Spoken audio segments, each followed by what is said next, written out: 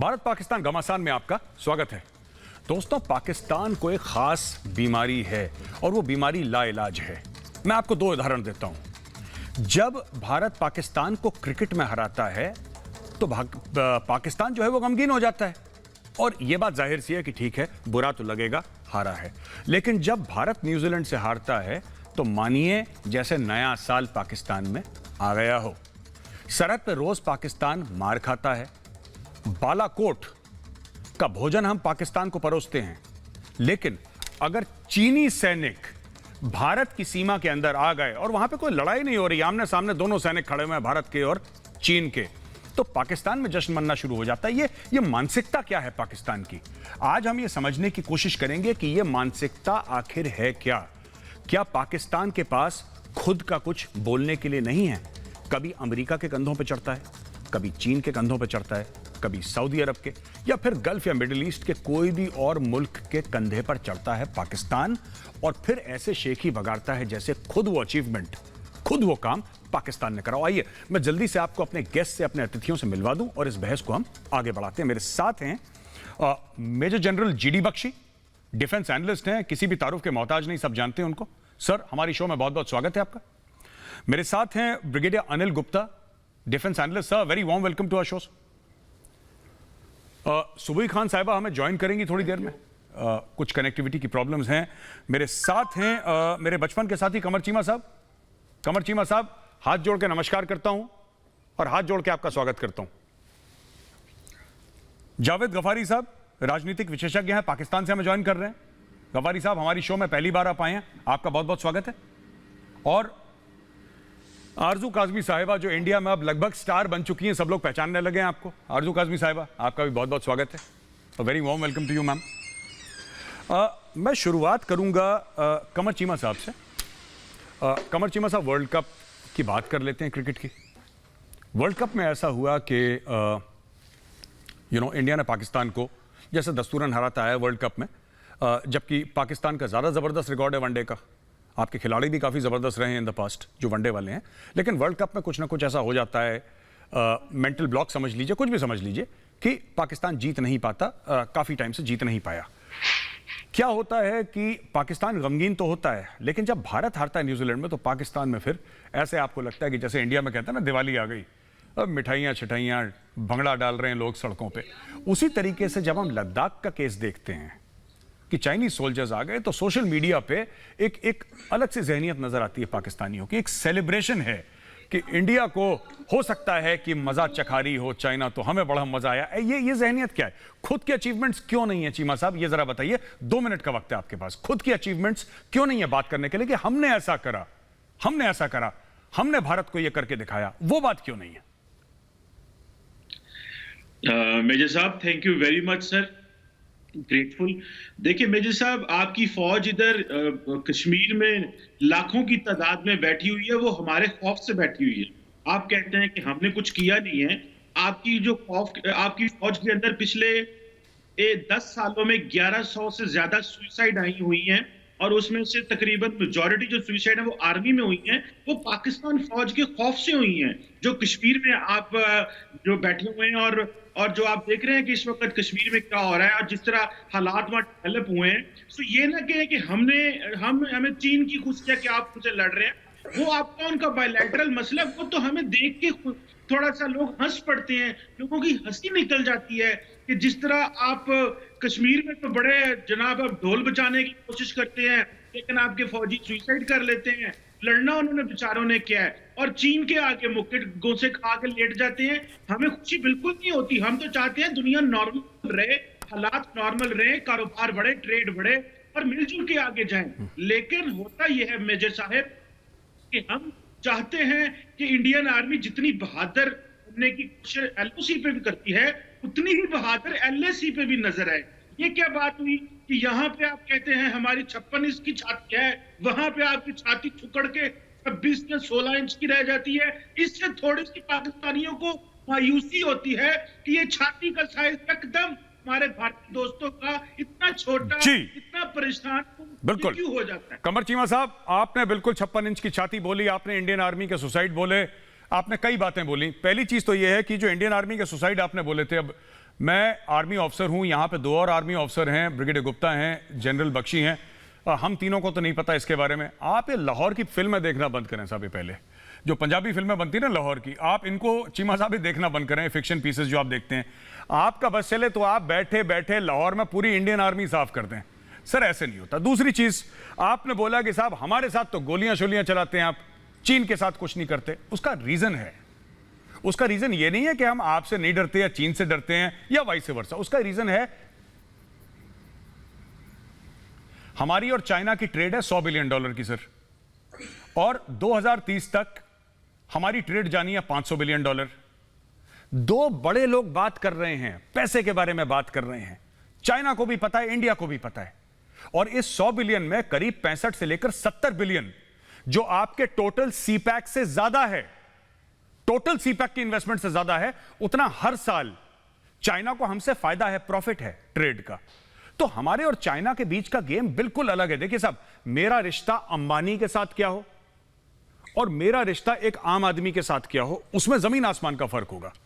ठीक है, मैं थोड़ा सा अंबानी के साथ बराबरी का रिश्ता करूंगा, दूसरे के साथ थोड़ा नीचे। ये ह्यूमन रिलेशनशिप्स हैं, ये चीमा साहब आपको समझने की जरूरत है। मैं जाता हूं ब्रिगेडियर अनिल गुप्ता के पास, और ब्रिगेडियर अनिल गुप्ता सर से ये पूछना चाहता हूं सर कि ये चीमा साहब भी कह रहे हैं कि साहब आप आंखें दिखाते हैं, तो मतलब आप चाइना को आंखें नहीं दिखा पाते, हमें आंखें दिखाते हैं। बहस का मौजू कुछ और था साहब। बहस का मौजू तो ये है कि दूसरे को देख के पाकिस्तान खुश क्यों होता है, इतनी खुशियां क्यों मनाते हैं। मैं ये कह रहा हूं कि कश्मीर से अगर आपको इख्तलाफ है या कश्मीर से आपको प्रॉब्लम है, आपका ऑब्जेक्शन है कश्मीर को लेकर, जहां तक भारत का मौजू है, तो आपका चीफ ऑफ आर्मी स्टाफ कहां है, उसके बयान कहां पे हैं? आपका चीफ ऑफ आर्मी स्टाफ क्यों अपनी फौजें कश्मीर में नहीं भेजता? ये चीनियों को देख के ताली बजाना, इसको मैं कहता हूं सर कि being more Chinese than the Chinese themselves. इतनी चीन की तारीफ तो खुद चीनी नहीं करते जितनी पाकिस्तानी करते हैं। इसके ऊपर जरा आपके कमेंट्स चाहूंगा ब्रिगेडियर गुप्ता। गौरव, बाअदब, बाइज्जत, ये जो आपने पाकिस्तानी मेहमान बुलाए हैं, इनसे मैं कुछ गुजारिश करना चाहता हूँ। मैं आपका एहतराम करता हूँ और जिस मिट्टी में आप रहते हैं उसका भी एहतराम करता हूँ, क्योंकि ये मिट्टी मेरे पुरखों की भी है, क्योंकि पहले ये हिंदुस्तान का ही हिस्सा थी। आप भी हिंदुस्तान का हिस्सा हैं, आपका बाप हिंदुस्तान है, क्योंकि 47 में आप हिंदुस्तान से पैदा हुए। लेकिन उसके बाद आपने बाप का एहतराम करना बंद कर दिया और आप बाप के खिलाफ होकर चीन प्रस्ती करने लग पड़े। और जो बाप का बगैर होता है वो लावारिस होता है, और लावारिस जो होता है वो तालियां बजाता है, दूसरों की शादियों में जाके जगह जगह घूमता है। और इसी तरह लावारिस की तरह आप भी कटोरा लेके घूमते हैं। जो आपको कटोरे में डाल दे आप उसके गुणगान गाते हैं। आजकल चीन आपको कटोरे में डाल रहा है, आप चीन के गुणगान गाते हैं, चीन के लिए तालियां बजाते हैं। आप कहते हैं कि LAC पे हमारा सीना कमज़ोर हो जाता है। भाई साहब देखिए, हमारे प्रधानमंत्री ने कहा था, every crisis is not to be converted to conflict. हम हर मौके की नज़ाकत जानते हैं और उसी को उसी तरह से हल करना जानते हैं। हम आपके तरह बुलडोज़र नहीं चलाना चाहते हैं। हम तो चाहते हैं कि चीन को भी सबक सिखाएंगे, लेकिन बाइज्जत और बाअदब सबक सिखाएंगे, और जो चीन सीखेगा भी। और चीन देखिए, चीन की तरफ से बातें भी आ रही हैं कि हाँ, हम सुलह सलाई के साथ आपस में समझौता करना चाहते हैं, हम चाहते हैं कि इसका हल निकले। पर आप लोग ताली बजा रहे हैं ये सोच के कि शायद चीन हमको वहां से निकाल देगा। अरे भाई साहब, हमारी फौजें चीन को उसी प्रकार रोक के रखी हुई हैं जिस प्रकार आपको रोका हुआ है, और आपके अंदर घुस के आपको मारते भी हैं। अब बात रही आपकी तहजीब और आपकी ताली बजाने की और चीन प्रस्ती की। आप इस बात को भूल जाते हैं कि चीन आपका हमदर्द नहीं है। चीन आपको एक कॉलोनी बना रहा है। चीन धीरे धीरे, आपका परसों इमरान खान ने कहा कि किस प्रकार आपकी बिजली कंपनियां घाटे में चल रही हैं और उसका पूरा जिम्मेवार चीन है। आप समझते क्यों नहीं हैं? आप देखिए, आप चीन प्रस्ती बंद कर दीजिए, चीन के लिए तालियां बजाना बंद कर दीजिए। अगर आपको हकीकत समझनी है तो वो समझिए, बाप के पास वापस आइए। आपका बाप आपके लिए बैठा हुआ है, लेकिन आप बाप को भूल के दूसरों के पास बार बार क्यों जा रहे हैं? जी जी जी, thank you very much sir for your opening comments. बहुत बहुत धन्यवाद आपका। मैं जाऊंगा आरजू काजमी साहिबा के पास। और आरजू जी, मैं एक बात कहना चाहता हूं, ये ना थोड़ा सा मुझे भी कभी कभी थोड़ा सा अफसोस होता है। आपके इमरान खान साहब ये कहते हैं, जैसे कि ब्रिगेडियर गुप्ता ने बड़ी अच्छी बात बोली है, बड़ी प्रैक्टिकल बात बोली। आप जैसे कहते हैं ना कि हमारी तरफ तो आप आंखें दिखाते हैं, लेकिन चीन आता है तब इंडिया कहता है नहीं, हम चीन को आंखें नहीं दिखाएंगे। मैडम, उसी तरीके से हम कहते हैं कि आपके देश में दहशतगर्द हैं, आपको बड़ा बुरा लगता है कि हिंदुस्तानी क्या बकवास कर रहे हैं, इनको नहीं करनी चाहिए ऐसी बात। जब आपका प्रधानमंत्री खुद बोलता है कि मेरे देश में 40,000 दहशतगर्द हैं, तब आप कहते हैं कि हाँ साहब, इमरान खान साहब तो बहुत अच्छी बात कर रहे हैं। हम कहते हैं बलूचिस्तान में दिक्कत हो रही है, तो आप कहते हैं साहब ये मेजर बहुत ज्यादा बोलता है टीवी पे।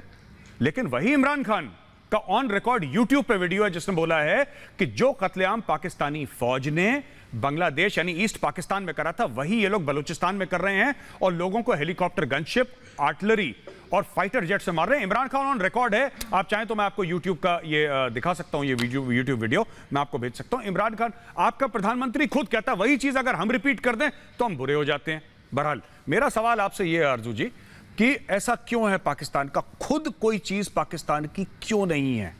आपकी मिसाइल, आपकी जो मिसाइल है उसका नाम भी आपने अफगानों के नाम पे, गौरी, गजनवी, अब्दाली ऐसे बंदों के नाम पे रख रखा है।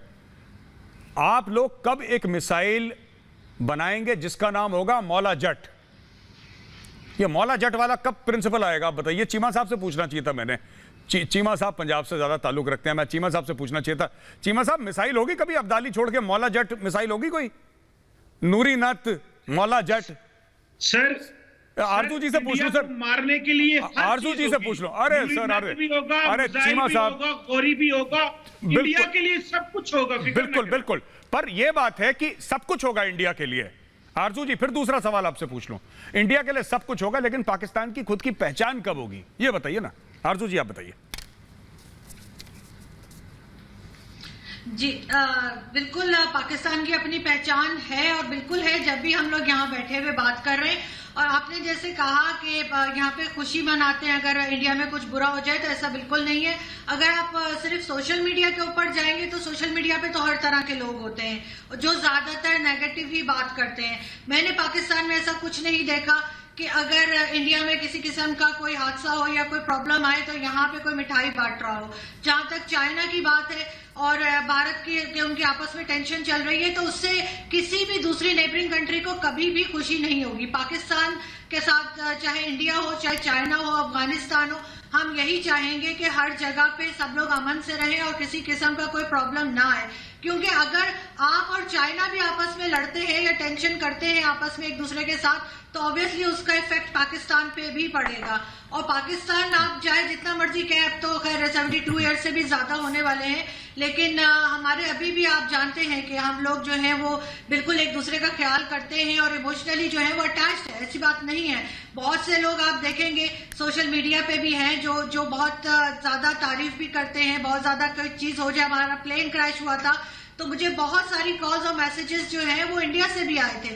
तो अगर हम इस बात को एक तरफ रख दें कि जी सिर्फ नेगेटिव बातें होती है, तो ऐसी कोई बात नहीं है। यहाँ पे कोई खुशी नहीं मना रहा है। अगर बॉर्डर के दोनों तरफ किसी का भी कोई सिपाही या कोई आर्मी ऑफिसर कोई भी शहीद होता है, चाहे वो आपकी साइड से शहीद हो या हमारी साइड से, एक ही जैसा दुख होता है, एक ही जैसी फुटेजेस होती हैं कि उनकी फैमिली खड़ी भी है दोनों तरफ की। बिल्कुल पता नहीं लगता जब तक हम ये ना चेक करें कि ये चैनल कहाँ का है। तो एक ही जैसे लोग लगते हैं। तो अगर हम थोड़ा सा इसको लेके चलें और कोशिश करें कि नफरतें कम करने की बजाय बढ़ाने के, हमें इस बात को थोड़ा सा देखना पड़ेगा। ठीक है, थोड़े से लोग जरूर होंगे जिन्हें हम जहर लगते होंगे, हम बुरे लगेंगे, या हमारी तरफ से बहुत से लोग ऐसे होंगे जिन्हें आप लोग अच्छे नहीं लगेंगे, लेकिन मेजॉरिटी लोग ऐसे हैं जो अमन चाहते हैं, जो मिलके रहना चाहते हैं, जो इस तरह का लड़ाई झगड़ा टेंशन जी आरजू जी, जी आरजू जी, जब नेक्स्ट मिसाइल बनाएंगे तो शायद चीमा साहब एडवाइस देंगे और हम उसका नाम जरूर मौला जट रख देंगे। एक दो मिसाइल बनेंगी, मौला जट, तनूरी नट, 2 बनेंगी, चीमा साहब बनाएंगे, पंजाबी नाम है। मैं इसलिए, ये लोग सोचते हैं मैं मजाक कर रहा हूं, मैं मजाक नहीं कर रहा। ये जो पंजाब का खित्ता है, जो more than 45% of Pakistanis, close to 50% Punjabi बोलते हैं, और यहाँ पे पंजाबी मुस्लिम पॉपुलेशन है। वहाँ पे पंजाबी मुस्लिम रूलर मुझे नहीं पता अगर कोई आया हो। यहाँ पे सब इंपोर्टेड रूलर ही आए थे। वहाँ पे जब मैं कहता हूँ इंपोर्टेड, यानी कि आज की तारीख से इंपोर्टेड, आज के खित्ते में हैं वहीं के लोग, हैं वहीं के रहने वाले लोग।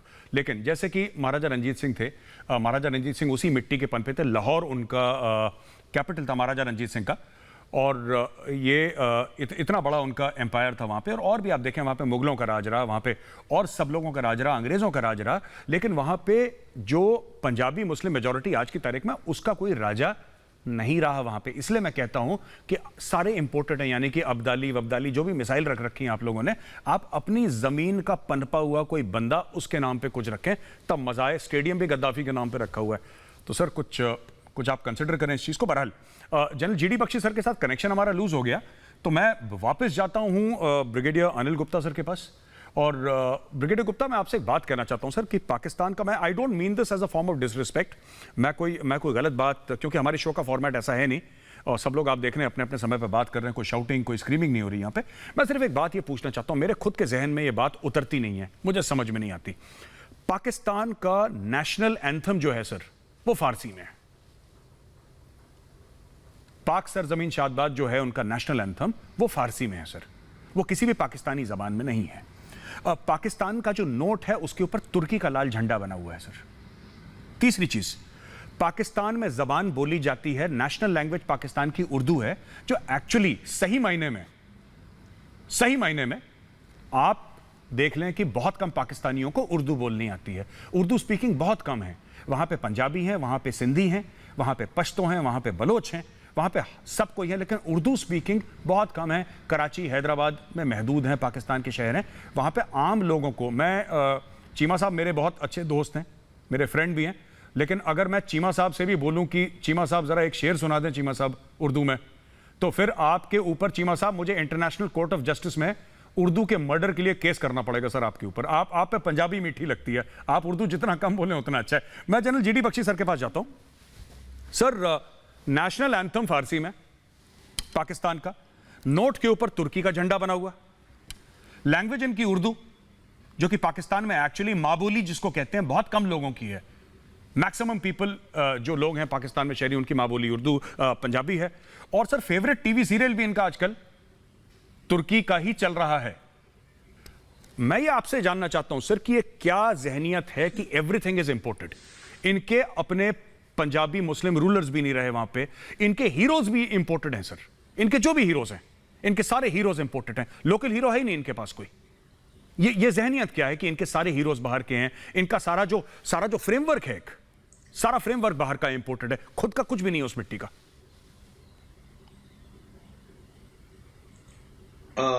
गौरव, आपने बहुत इंटरेस्टिंग जो सवाल, hello, I can hear you sir, क्या मैं बोल सकता हूं? जी बिल्कुल, you're audible sir. Okay, now okay, thank you. मैं कह रहा था कि देखिए, ये जो आपने बड़ा बेसिक आइडेंटिटी और वजूद का इशू जो है रेज किया है, I think it's a very deep subject and I am very glad कि आपने इसको आज रेज किया है। पाकिस्तान जब से क्रिएट हुआ है, इसका एक आइडेंटिटी क्राइसिस रहा है। हमारा वजूद क्या है? अगर आप ज्योग्राफिकली देखें, they are heir to the Indus Valley Civilisation 5000 and it has now been carbon dated to 9000। 9000 साल पुरानी जो सभ्यता है वो इनका असली वजूद है। लेकिन ये बिल्कुल अपने आप को उससे डिजोन करते हैं, ये अपने आप को आइडेंटिफाई करते हैं हर इन्वेडर से जो बाहर से आया, जिसने लूट पाट कत्लो गारत करी, जिसने शहर उजाड़े, जिसने औरतों की असमत लूटी, उससे अपने आप को आइडेंटिफाई करते हैं। This is very strange.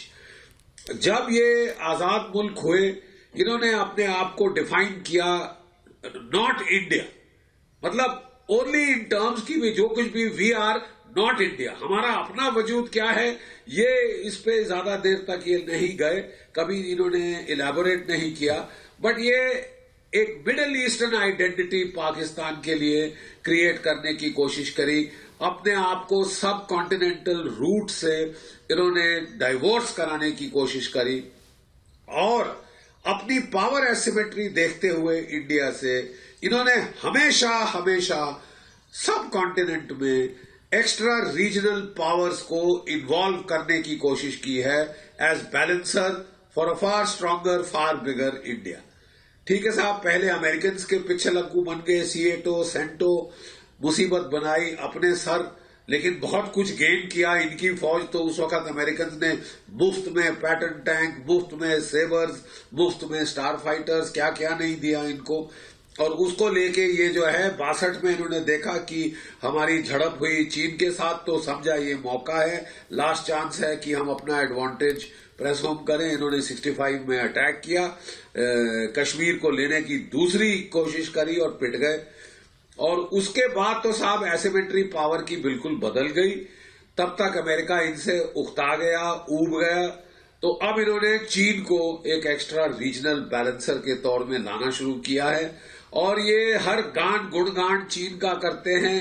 अपने देश को अब इन्होंने तकरीबन बिक्री रख दिया है, गिरवी रख दिया है चाइना पाकिस्तान इकोनॉमिक कॉरिडोर को। डेट रिडन ये जो डेट स्ट्रेटजी है चाइना की, उसने कई देशों को इम्पोवरिश कर दिया है, उनके पोर्ट जबरदस्ती छीन लिए हैं। अब पाकिस्तान की ये हालत है। तभी ये हर फॉरेन विक्ट्री को अपनी विक्ट्री सेलिब्रेट करते हैं, क्योंकि अपना जब वजूद ना हो, आइडेंटिटी आप एस्टैब्लिश ना कर पाए हो, who is a Pakistani, is he a descendant of the Indus Valley Civilisation है? क्या वो मिडिल ईस्ट से आया है?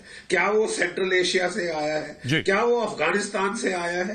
क्या वो पर्शिया से आया, नादिर शाह की औलाद है? जी, that is the basic issue. I think it's a very relevant issue. जी, thank you very much sir, बहुत बहुत धन्यवाद आपका।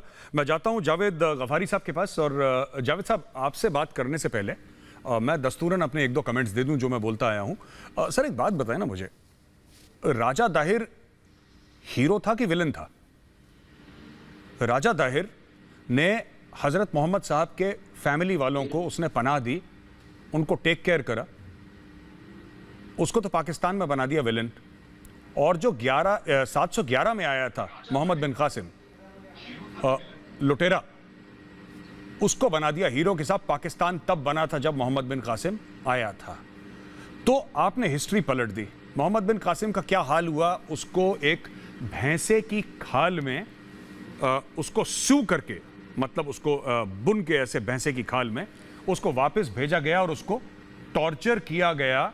उसी के बादशाह ने उसको टॉर्चर करा। फिर वो राजा दाहिर की दो बेटियां हैं, उनकी भी कहानी है और किस तरीके से उन्होंने अपनी कहानी बादशाह सलामत को वहाँ पे सुनाई रेगिस्तान में जब वो गई, और ये सब सबको पता है। लेकिन ये ऐसा क्यों है कि आपके जो हीरोज़ हैं, जैसे मोहम्मद बिन कासिम है, 711 में आया था सिंध में, आपके हीरोज़ बाहर के क्यों हैं? मैं आपसे ये पूछना चाहता हूँ। ये पूरी जो आज की डिबेट है ना, ये पूरी डिबेट वहीं पर है कि हीरोज़। देखिए, आप, मेरा सवाल आपसे जो है, मैं चाहूँगा जावेद साहब आप उसी पर जवाब दें।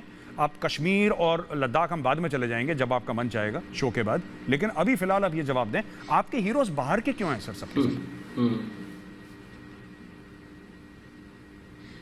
मेजर साहब, पहले तो मैं आपका शुक्रिया अदा करूं। आपने कहा कि पहला शो है, आपने मुझे इनवाइट किया, मुझे इनवाइट किया आपके इस शो में। आप ये बताएं, आपने अभी थोड़ी देर पहले जो तारीख बताई है अपनी, चीन आपके साथ क्यों नहीं लड़ता? वो गलत मिसगाइड क्यों करते हैं? आपके साथ ब्रिगेडियर साहब बैठे हैं जो कह रहे हैं कि जी पाकिस्तान का अब्बू है हिंदुस्तान। वो एक दिन पहले तो हम आजाद हुए, फिर तो हम अब्बू हुए, अगर उस तरह देखना है तो। और एक मिनट सर, एक मिनट मैं गफारी साहब एक मिनट गफारी साहब को साइलेंस करिए स्टूडियो। मैं एक बात कर सर, मैं कभी अपनी शो में ना रिकॉर्ड में कभी इंटरप्ट नहीं करता। अब्बू आप क्रिएट हुए 14, सर एक मिनट सुन लीजिए मेरी बात। आप 14 अगस्त को पाकिस्तान बना, भारत 10,000 साल पुराना है। हम लोग 15 अगस्त को बने नहीं थे, हमें आजादी मिली थी और आप लोग बने थे। फर्क है, तो क्या हुआ था? फर्क है। इसीलिए मैं कहता हूं, सुनिए सर, आप ये सब बातें ना करें जो मैंने, सुनिए गफारी साहब, ये शो का फॉर्मेट है ही नहीं। मैंने जो आपसे सवाल पूछा है उसका जवाब दीजिए, वरना फिर मैं आपसे पूछूंगा कि जो आपके चीफ हैं बाजवा साहब, उनका नाम कहां से आता है? क्योंकि बाजवा हिंदू नाम है, बाजवा सिख नाम है, बाजवा मुस्लिम नेम है ही नहीं। जो चौधरी हैं, चौधरी कहां से आ गए? रंधावे कहां से आ गए? चीमे कहां से आ गए? चट्टे कहां से आ गए? राजपूत कहां से आ गए? गुजर कहां से आ गए? राणे कहां से आ गए? सेठी कहां से आ गए? आप ये सब बातें मत करिए। जो मैं आपसे गफार साहब सवाल पूछ रहा हूं, गफार साहब आप सवाल का जवाब दीजिए कि आपके, सुनिए मेरी बात गफार साहब, सुनिए प्लीज, मैं आपसे रिक्वेस्ट कर रहा हूं सर, और बड़ी इज्जत और एहतराम के साथ रिक्वेस्ट कर रहा हूं। हमारा शो का फॉर्मेट है ही नहीं। हमारा शो का फॉर्मेट है 2 मिनट में आपको दे रहा हूं। मेरी आपसे रिक्वेस्ट है सर, विनती है मेरी आपसे हाथ जोड़ के, आप प्लीज सिर्फ और सिर्फ सवाल का जवाब दीजिए सर। पाकिस्तान के हीरोज इंपोर्टेड क्यों हैं?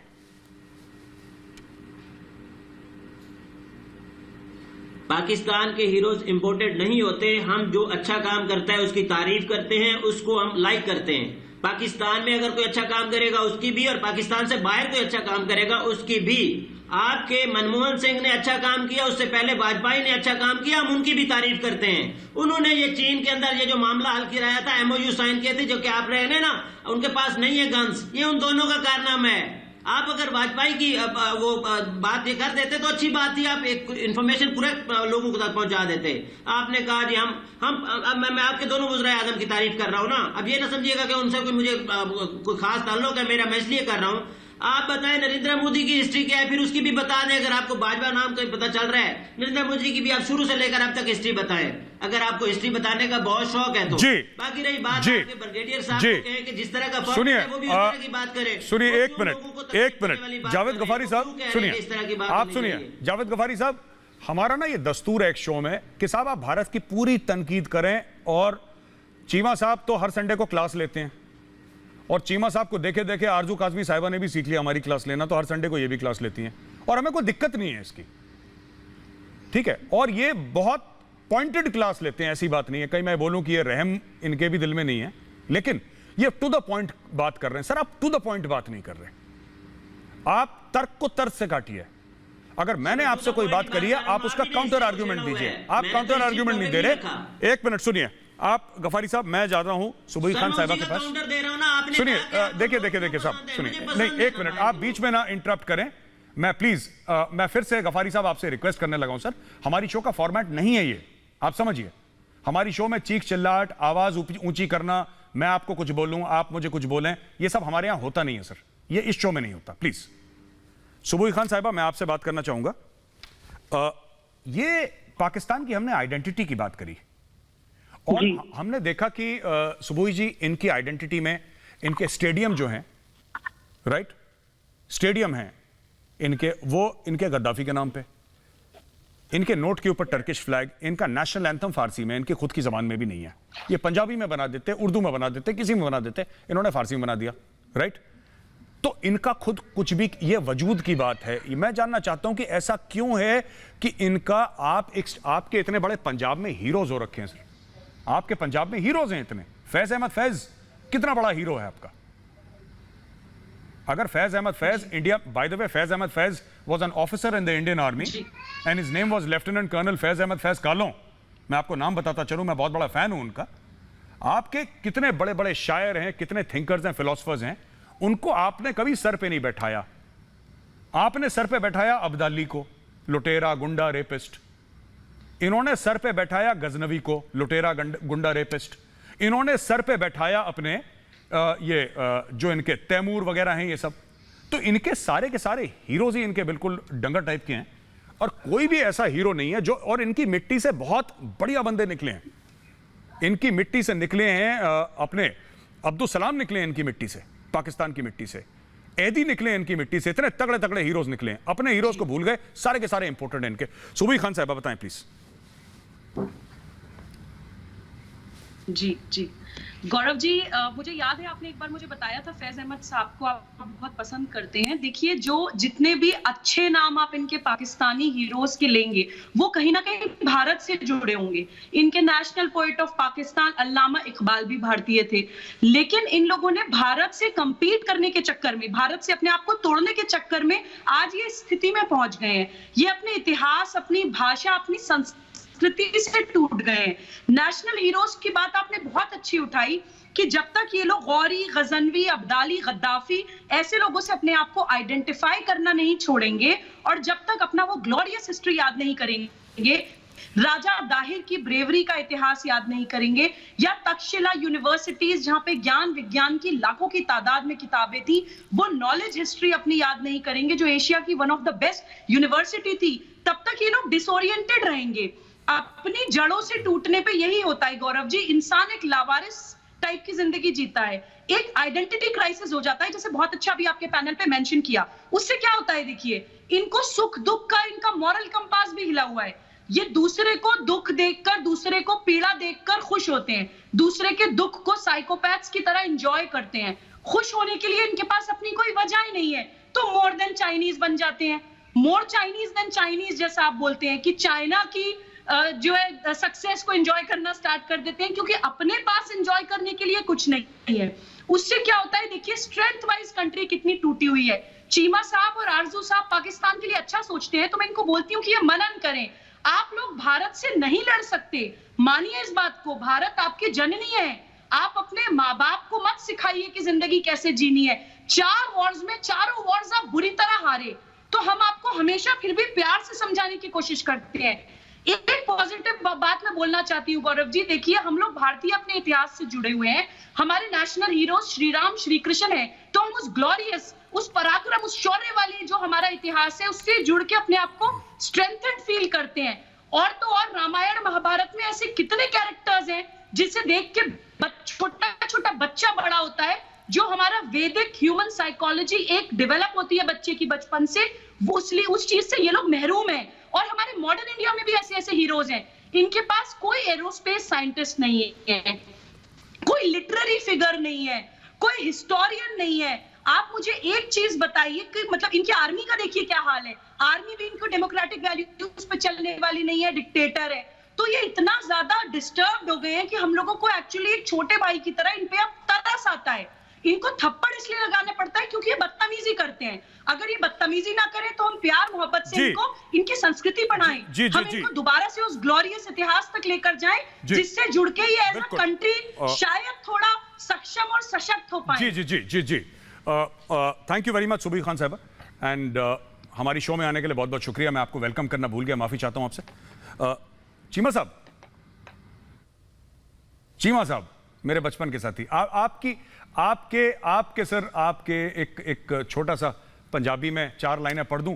मेरी माँ बोली नहीं है पंजाबी सर, अगर मेरा थोड़ा बहुत एक्सेंट जैसे सर आपकी उर्दू मैं माफ कर देता हूं, मेरी पंजाबी आप माफ कर देना, ठीक है?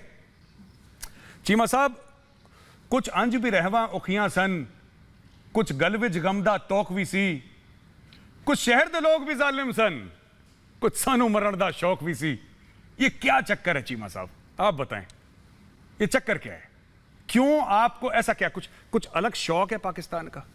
कुछ शहर के लोग तो जालिम हैं ही, हम तो आप हमें जालिम कहते हैं ना, हम मान लेते हैं हम जालिम हैं, पर ये मरने का शौक, जब मैं कहता हूं मरने का शौक, मेरा ये मैं एक्चुअली मरने के शौक की बात नहीं कर रहा, मैं इस चीज की बात कर रहा हूं चीमा साहब की, यू नो, किस तरीके से आपने जो इन्वेडर्स हैं, और मेरे पास ज्यादा वक्त नहीं है चीमा साहब, शो खत्म होने लगा है, आप 1 मिनट दूंगा आपको।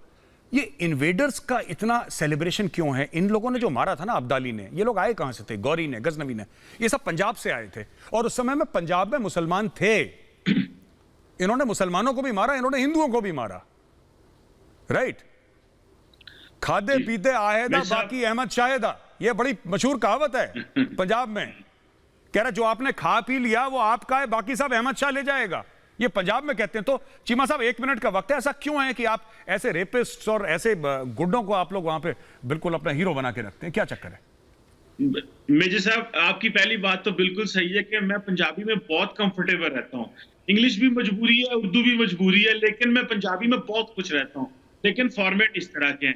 एक बात बताऊं मेजर साहब, इंपॉर्टेंट चीज ये है, भारत को जो जख्म लगे हैं ना, जो मुसलमानों ने 1000 साल की हुकूमत की है भारत के ऊपर, इंडिया के ऊपर, हिंदुस्तान के ऊपर, इसका जो जख्म है ये आपके अंदर से नहीं जा सकता, 1000 साल भी नहीं जाएगा। इतनी नफरत बो दी है मुसलमानों ने, इतनी हुकूमत की कि आज भारत का हर बंदा मुसलमानों के खिलाफ बोलता है, और जो वहां पे उनकी तो इज्जत ही कोई नहीं है। मैं समझता हूं मेजर साहब, ये जख्म आपके वक्त के बाद खत्म होंगे।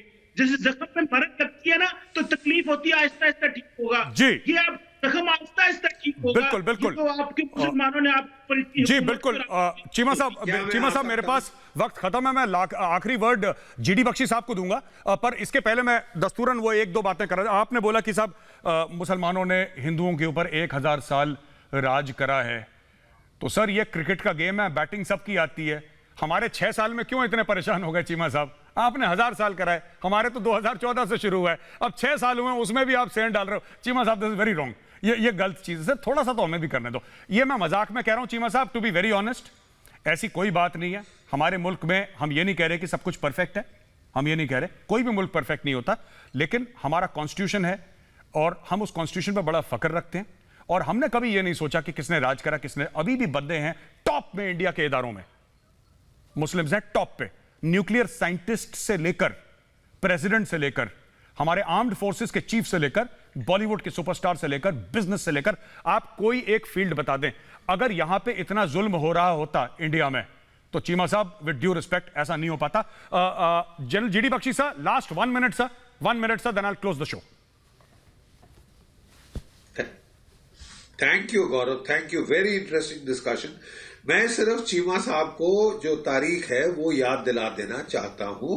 हाँ, कुछ अरसे राज किया आपने, बेशक बेशक, लेकिन मैं आपको ये भी बता दूं कि मुगलों का राज तब तक चला जब तक कि अकबर का सेक्युलर बेनेवलेंट कंसेंसस था। जब औरंगजेब आया, उसने जजिया टैक्स वगैरह लगाया, 100 सालों में मराठों ने, सिखों ने, अहोम्स ने मुगल साम्राज्य को उखाड़ कर फेंका था। ये भी जरा याद रख लीजिए, ये इतिहास है। ये नहीं कि अंग्रेजों ने आके यहां से आपको हिलाया, हिंदुओं ने, आपके मराठों ने, सिखों ने, अहोम्स ने आपको उखाड़ के फेंक दिया था। जी, जनरल जीडी बख्शी साहब, जनरल जीडी बख्शी साहब, बहुत बहुत माफी चाहता हूं सर, हमारा बिल्कुल समय खत्म हो गया है। Thank you very much show join करने के लिए, बहुत बहुत धन्यवाद। मैं होप करता हूं मेरे पाकिस्तानी दोस्त एक स्टेडियम हबीब जालिब के नाम पे और एक स्टेडियम फैज अहमद फैज के नाम पे भी वहां पे बनाएंगे। बहुत बहुत धन्यवाद। मिलूंगा अगले हफ्ते आप सबसे भारत पाकिस्तान घमासान पे, रिपब्लिक भारत पे। तब तक के लिए मेरी टीम और मेरी तरफ से जय हिंद।